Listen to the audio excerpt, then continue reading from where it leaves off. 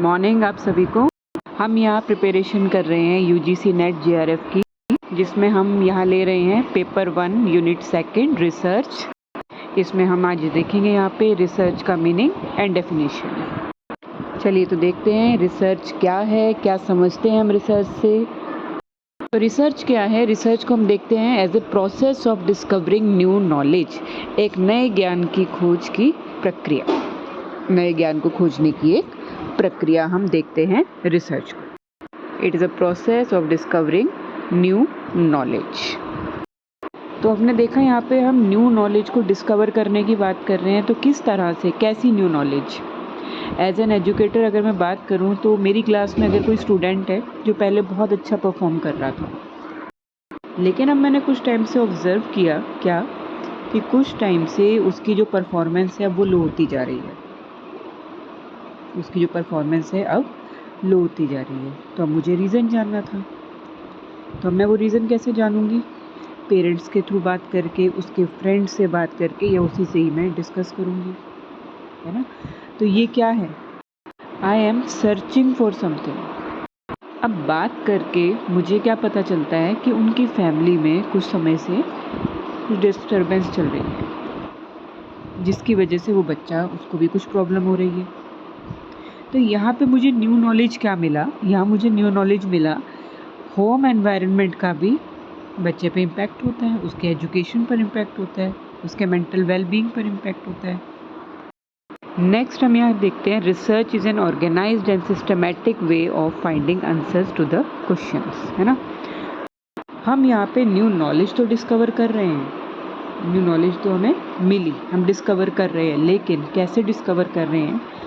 एक ऑर्गेनाइज्ड और सिस्टमैटिक तरीके से, एक ऑर्गेनाइज्ड और सिस्टमैटिक तरीके से, एक प्लान्ड तरीके से। सिस्टमैटिक वे क्या? पहले प्रॉब्लम क्या है उस चीज़ को आइडेंटिफाई करना। मेरी प्रॉब्लम क्या है यहाँ पे? कि मेरे कोई स्टूडेंट है जो अब अच्छा परफॉर्म नहीं कर रहा है, जो पहले बहुत अच्छे से परफॉर्म करता था। तो मैंने क्या किया? पहले अपनी प्रॉब्लम को आइडेंटिफाई किया, फिर उस प्रॉब्लम को डिफ़ाइन किया, हाइपोथेसिस बनाई, परिकल्पना बनाई, डाटा कलेक्ट किया, उस डाटा को ऑर्गेनाइज़ किया, उस डाटा को ऑर्गेनाइज़ करने के बाद उसका मूल्यांकन किया, इवैल्यूएट किया, और फिर मुझे क्या मिला? अपना कंक्लूजन मिला। तो अब अगर हम बात करते हैं रिसर्च के मीनिंग की, तो सबसे पहले हम क्या देखते हैं? ये जो शब्द है, ये जो वर्ड है रिसर्च, ये आया कहाँ से? ये आया था फ्रेंच वर्ड से। ये कहाँ से आया था? फ्रेंच वर्ड रीशर्चे से, जिसका मतलब क्या है, जिसका मीनिंग क्या है? एक्ट ऑफ सर्चिंग क्लोजली किसी चीज़ को सर्च करना। Process of discovering new knowledge, नई नॉलेज को डिस्कवर करना। किस लिए डिस्कवर करना? जो भी हमारे क्वेश्चंस हैं या जो भी मेरी प्रॉब्लम है, उसके आंसर्स या उसका सॉल्यूशन ढूंढने के लिए। तो यहाँ हम क्या देखते हैं? जो हमारी रिसर्च है ये क्या है? It's directed toward solution of problems. ये हमें हमारी प्रॉब्लम्स के सॉल्यूशन देती हैं। रिसर्च के थ्रू हम अपनी प्रॉब्लम्स से सॉल्यूशन की तरफ जा रहे हैं। अब ये जो वर्ड है रिसर्च, ये भी 2 पार्ट्स में है। पहला वर्ड री का मीन क्या हुआ? अगेन, दोबारा। सर्च यानी फाइंड, टू फाइंड यानी खोज करना, दोबारा से सर्च करना, mean searching again for a solution. बार बार एक सॉल्यूशन के लिए सर्च करना। सर्च तो करना, लेकिन एक ऑर्गेनाइज्ड और सिस्टमैटिक तरीके से। नेक्स्ट अब आगे देखेंगे हम डेफिनेशंस। डेफिनेशन मैंने यहाँ 4 ही ली हैं: क्लिफर्ड वुडी, रेडमैन एंड मोरी, क्रेसवेल और वेबस्टर डिक्शनरी।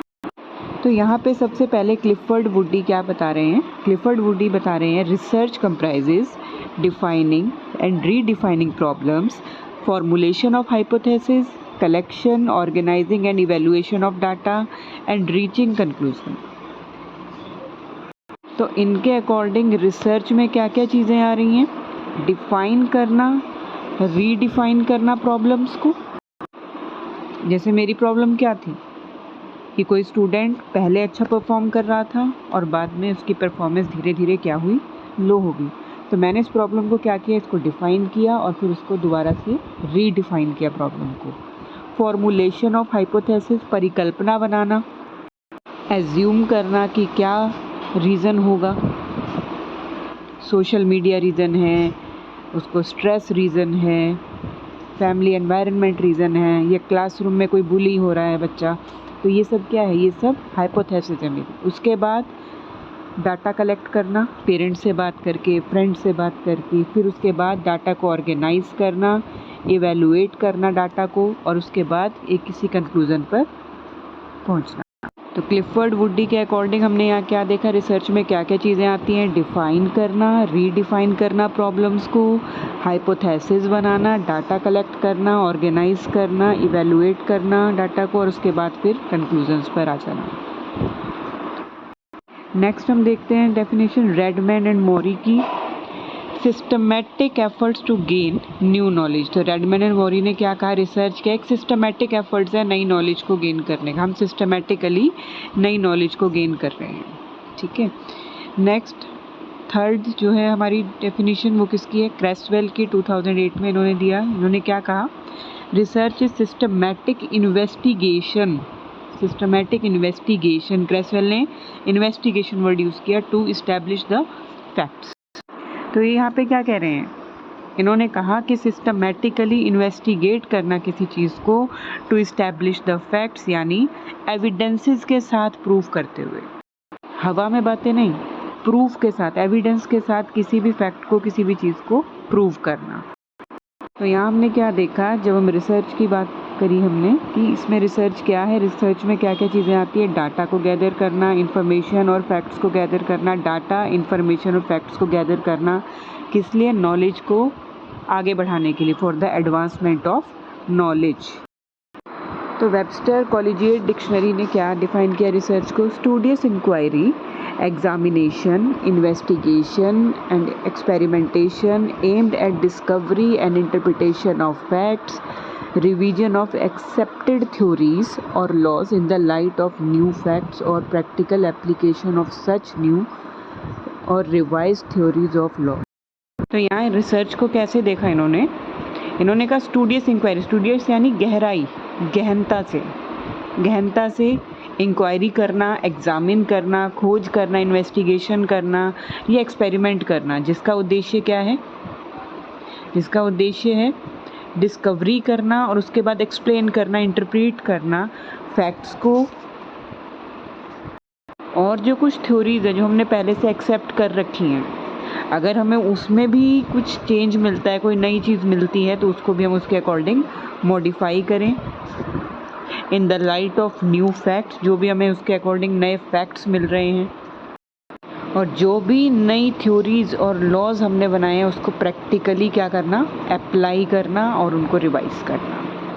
का अगर मैं एग्जांपल लूँ तो जैसे पहले क्या कहते थे 9 प्लैनेट्स हैं, उसके बाद हमने उनमें से एक प्लैनेट जो प्लूटो था उसको हमने क्या कहा कि ये तो ड्वार्फ प्लैनेट है ना। तो ये हमने क्या किया, यहाँ पे जो हमारी एक्सेप्टेड थ्योरी थी या जो भी था उसको हमने क्या किया, दोबारा से रिवाइज किया। तो यहाँ पे हमने ये 4 डेफिनेशंस देखी, तो हमें डेफिनेशंस को रटना नहीं है ना, इनको अंडरस्टैंड करना है। नेक्स्ट इनके कैरेक्टरिस्टिक्स हैं, जो भी रिसर्च के हमारे कैरेक्टरिस्टिक्स हैं ये हम नेक्स्ट क्लास में देखेंगे। तो आज अगर आपको कोई भी चीज़ अंडरस्टैंड नहीं हुई, कुछ चीज़ कोई समझ में नहीं आया, कोई क्वेश्चन है, तो आप अपने कमेंट बॉक्स में लिख सकते हैं। और लास्ट में यही बोलूँगी, अपने नोट्स बनाइए, खुद से अपने हैंड रिटन नोट्स बनाइए, अच्छे से उनका रिवीजन करिए, और मिलते हैं अब नेक्स्ट क्लास में।